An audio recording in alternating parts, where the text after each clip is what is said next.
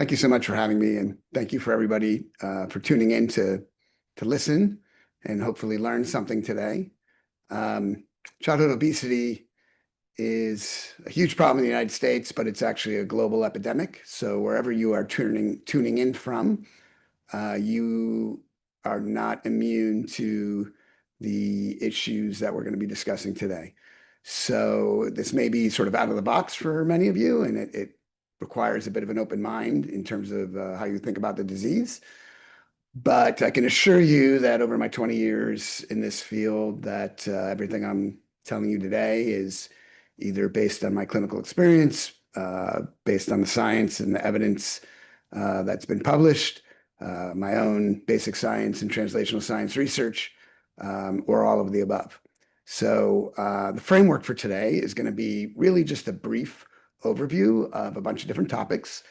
And then if people want to learn more, you can go to my YouTube channel, which is at Obesity Explained, or my website, which is www.obesityexplained.com, where either one of those can get you to longer videos on a little bit more in-depth discussion on each of these topics.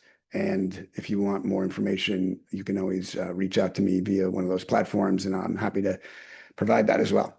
So the number one concept with childhood obesity, and frankly, all of obesity, but specifically for childhood obesity, is that it's a disease. It's not a lifestyle choice. No one chooses to eat themselves into metabolic disease or has a lack of exercise that leads them into that disease process. It's a disease that requires identification and then management. And in the US, we have about 150 million Americans who are suffering from obesity, and about 15 million children who suffer from obesity. And most of the people on this call probably understand that obesity comes with risks of type 2 diabetes, cardiovascular disease, kidney disease, even dementia and neurologic diseases. And now, over a dozen cancers have been linked to obesity. So again, it's a disease that requires treatment. But the trick is that it's complex and it's chronic, and it has a universal phenotype, meaning it looks the same to us all on the outside, but on the inside, it can come from multiple different pathways. And the role of genetics and then epigenetics, which we'll talk about later, which is the field of how the environment modifies your genes, not the DNA in your genes, but how your genes are expressed and translated into proteins.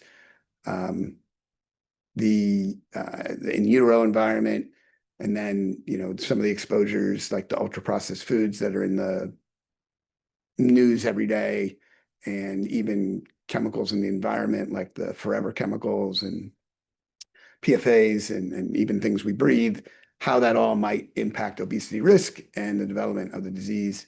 But again, it's even more sort of important in childhood. So one of the things that people probably know is that with most diseases, the longer you have them, the worse they get. And I like to talk about obesity sometimes in the framework that we used to talk about cigarette smoking, which is pack years. So it's not just that you smoked a pack a day, it's how long have you been smoking a pack a day. And obesity is sort of the same thing. It's not just your current weight or your current BMI or your current metabolic changes. It's how long have you had those.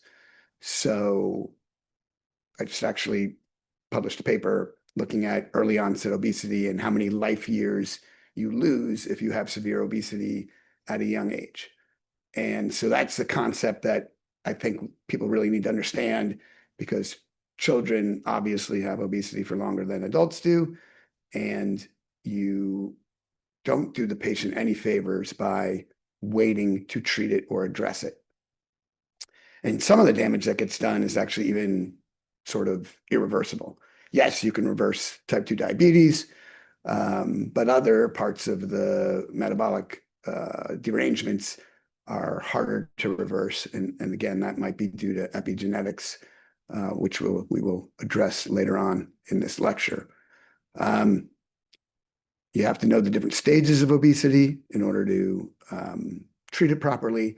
And the classes you see on your screen right here are really for adult obesity. In children, we use the BMI percentile for age and sex, which gets complicated, but basically above the 95th percentile is class 1, above 120% of the 95th percentile is class 2, and 140% of the 95th percentile is class 3. And then there are even now people talking about classes 4 and 5 in children, because there's so many children whose BMI percentile is 160% or higher of the 95th percentile. So kids are getting sicker in front of our eyes, and we need to do something about it. Now, prevention obviously is important, but once patients cross over into the obesity threshold, especially severe obesity, that's when a quote unquote cure becomes more difficult. And it really becomes managing the disease. And often that management is a lifelong process.